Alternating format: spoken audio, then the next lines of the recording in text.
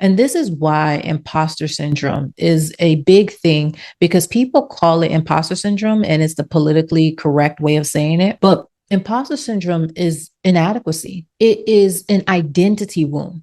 When you have imposter syndrome, you're basically saying, like, here I am in this situation and everyone belongs here, but I don't.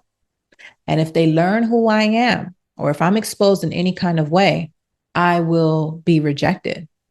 So the inadequacy is so powerful that even though your performance in life is getting you rewards, deeply and internally within your identity, you feel inadequate. So your performance is really how you're keeping the gig up. Like, oh my gosh, in order to stay here, I have to keep performing, but I can't get off of this wheel, because if I get off this wheel, then it's going to give people enough time to learn that I'm not adequate enough and I don't belong here. So I'm going to perform as much as I can in order to be here. This is linked to you not being able to receive the type of compensation you should receive, the type of relationships you should receive, the type of friendships you should receive, the type of life that you desire overall.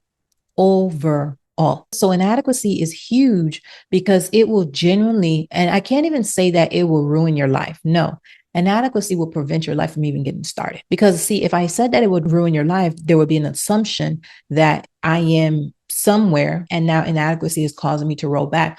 Oftentimes when people are dealing with deep rooted feelings of inadequacy, the correlation between where they are now and where that seed of inadequacy was imprinted on them was in their childhood. So really, you never even had the opportunity to become the woman that God called you to be. You're not even in the lane of that because you're too busy walking around with this inadequacy from everything that you experience.